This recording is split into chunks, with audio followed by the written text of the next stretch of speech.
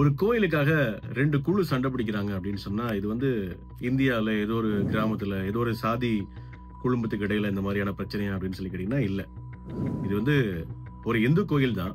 ஒரு சிவன் கோயிலும் கூட. அந்த சிவன் கோயிலுக்காக சண்டை பிடிக்கிறவங்க 2 நாட்டுக்காரங்க. ஒருத்தங்க தாய்லாந்து, இன்னொருத்தங்க கம்போடியா. கெமூர் வம்சத்தை சேர்ந்தவர்கள் உருவாக்கின இந்த கோயில் தாய்லாந்தினுடைய ஒரு பீடபூமியில இருக்கிறதாக சொல்லப்படுது தாய்லாந்து மக்களால. அதுவே கம்போடியா மக்கள் இல்ல, அது எங்களுடைய பீடபூமியில இருக்கு அப்படின்னு சொல்லப்படுது. ஒரு மலையினுடைய சிகரத்துல அந்த கோயில் இருக்கு. நீங்க கம்போடியாவில இருந்து அந்த கோயிலுக்கு போறதா இருந்தா 5 முறை தாய்லாந்தை தொடரணும், 5 முறை கம்போடியாவை தொடரணும்.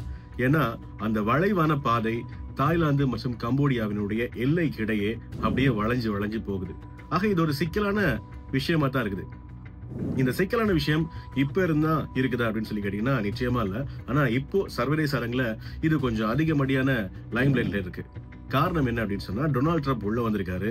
2 நாடுகளும் பேச்சுவார்த்தைக்கு தயாரா இருப்பதாக சொல்லியிருக்காங்க. ஆனா 2 நாடுகளும் இதற்கு முன்ன தாக்குதல்ல ஈடுபட்டிருக்காங்க. குறிப்பா கம்போடியாவினுடைய ராணுவ தளங்கள் மேல நாங்க தாக்குதல் நடத்திருக்கோம் அப்படின்னு சொல்லி தாய்லாந்து சொல்லியிருக்காங்க. தாய்லாந்தா கம்போடியா பலமான தேசம் அப்படின்னு சொல்லி கேட்டீங்கன்னா நிச்சயமாக தாய்லாந்து மிக பலமான தேசம். கம்போடியா அவ்வளவு பலமான தேசம் எல்லாம் கிடையாது. ஆனாலும் கம்போடியா ஒரு அற்புதமான சுற்றுலா தலம்.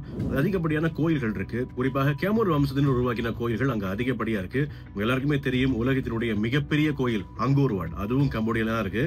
அதே போல இப்போ இந்த பிரச்சனைக்கு உள்ளாகி இருக்கக்கூடிய பிரே விஹார் அப்படின்னு சொல்லப்படுகின்ற இந்த சிவனாலயமும் கம்போடியாவில தான் இருக்கிறது.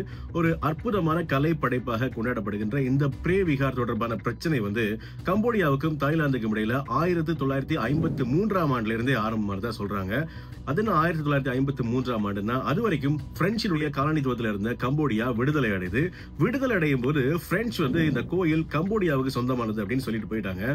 ஆனா எல்லையை பிரிக்கும் போதுதான் அங்க ஒரு சூட்சமத்தை வச்சிருக்காங்க. அதாவது நாங்க இல்லாம போனாலும் இந்த 2 நாடுகளும் ஒற்றுமையாக இருக்கக்கூடாது அப்படின்றதுக்காகவே இந்த எல்லை பிரிக்கப்பட்டதாக இப்போ பார்க்கும் போதும் தெரியுது. ஆனா இதை புரிந்து கொள்ளாத 2 நாட்டு மக்களும் சண்டை பிடிச்சிட்டே இருக்காங்க. உண்மையை சொல்ல போனா தாய்லாந்து மக்கள் எவ்வளவு தூரம் இந்த கோயில் மேல நம்பிக்கை வச்சிருக்காங்களோ அதே போலதான் கம்போடிய நாட்டு மக்களும் நம்பிக்கை வச்சிருக்காங்க.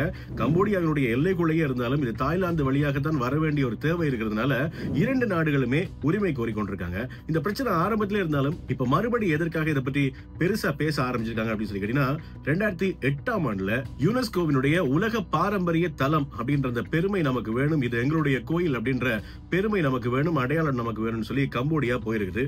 ஆனா அதற்கு தாய்லாந்து எதிர்ப்பு தெரிவிச்சிருக்கிறது. சர்வதேச நீதிமன்றத்திலையும் இது தொடர்பான விசாரணைகள் முன்னெடுக்கப்பட்டிருக்கிறது. 2 முறை முன்னெடுக்கப்பட்ட விசாரணைகளையும் தாய்லாந்துக்கு எதிராக கம்போடியாவுக்கு ஆதரவாகத்தான் பதில் வந்திருக்கிறது. அதாவது முழுக்க இது கம்போடியாவினுடைய கோயில் தான். ஏன்னா 1953ஆம் ஆண்டு பிரெஞ்சு இந்த எல்லையை பிரிக்கும் போது நீங்க பேசாம இருந்தீங்க, அதை ஒப்புக்கொண்டீங்க. இப்ப மறுபடி பிரச்சனை எடுக்கும்போது நிச்சயமா அதற்கு ஆதரவாக நிற்க முடியாது அப்படின்னு சொல்லி தான் சர்வதேச நீதிமன்றம் சொல்லியிருக்கிறது. என்னதான் சர்வதேச நீதிமன்றம் சொன்னாலும் எங்க நாட்டு மக்களுடைய நம்பிக்கையை நாங்க விட்டுக் கொடுக்க முடியாது அப்படின்றது மாதிரி தாய்லாந்து தொடர்ச்சியாக போரிட்டு கொண்டே இருக்காங்க. இப்போ இந்த 2025ஆம் ஆண்டுல கம்போடியாவினுடைய சில ராணுவ வீரர்கள் அந்த கோயிலுக்குள்ள போய் அவங்களுடைய தேசிய கீதத்தை பாடியதாகவும், இது தாய்லாந்து வீரர்களுக்கு பிடிக்காம அங்கிருந்து பிரச்சனை ஆரம்பிச்சதாகவும், இப்போ அது போர் அளவுக்கு முறுகி கிட்டத்தட்ட 36 பேர் கொல்லப்பட்டிருப்பதாகவும் 2 லட்சத்துக்கும் அதிகமான மக்கள் இடம்பெயர்ந்திருப்பதாகவும் சொல்லப்படுது. ஆக ஒரு அற்புதமான கலைப்படைப்பாக உலக நாடுகள்ல இருந்து மக்கள் எல்லாருமே பார்க்கின்ற ஒரு சிறப்பான கோயிலாக இருந்த இந்த பிரே விஹார் சிவன் ஆலயம் இப்போ